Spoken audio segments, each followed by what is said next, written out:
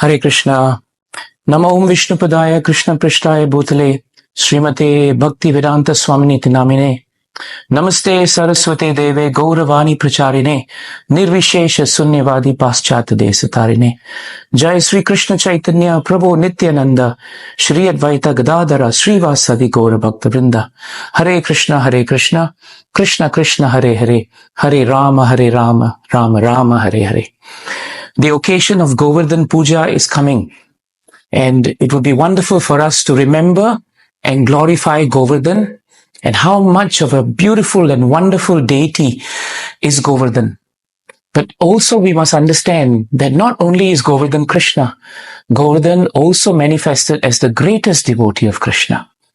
In the 10th canto of Srimad Bhagavatam, 21st chapter, I think it's the 18th verse. It's a beautiful glorification of Govardhan that is very wonderful for us to remember. Hantayam adri abala haridasa variya yad Rama Krishna charana spashara pramodaha manam tanoti sahago ganayastayurya paniyasu vasakan darakanda mulai.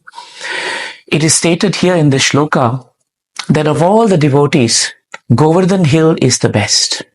Oh my friends, this hill is so wonderful that it supplies Krishna and Balaram, along with all the cowherd boys, their calves, the cowherd friends, with all kinds of necessities. Water for drinking, very soft grass, caves, fruits, flowers, and even vegetables. In this way, Govardhan offers respect to the Lord. When Govardhan is touched by the lotus feet of Krishna and Balaram, Govardhana hill becomes very, very jubilant. We all know the pastime of Govardhan, and we know how Govardhan hill had been in Vrindavan for thousands and thousands of years. And yet what was so amazing was, for so many years, Govardhan gave so much to the residents of Vrindavan. But everyone was praising and everyone was worshipping Indra. No one in Vrindavan actually thought that they should worship Govardhan. And so Govardhan was there. Did Govardhan become disappointed that every year they would actually turn their attention, the residents of Vrindavan, that they would turn their attention to worship Indra? No.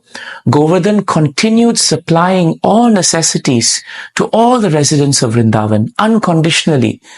It didn't matter to Govardhan whether the residents could understand his greatness as a devotee.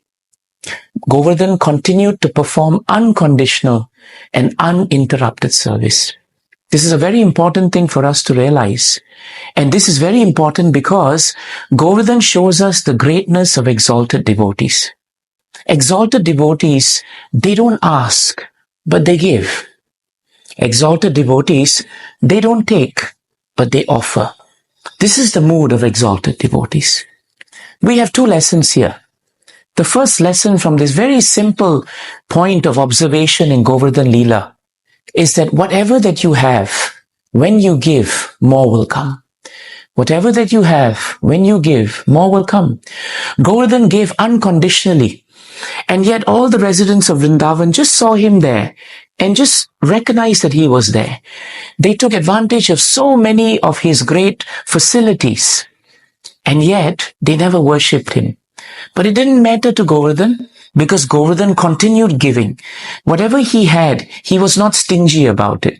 All the greatness of the hill, he gave freely. And the more he gave, in the end, Krishna stopped the worship of Indra, and Krishna stood up and drove a stake in the ground, and he glorified Govardhan. And he reminded the residents of Vrindavan that all these years you have the most greatest of all devotees in front of you, and yet you have taken him for granted, and you have not bestowed the greatness that he deserves. And that's why Krishna instituted Govardhan Puja. And the last point we must remember is this.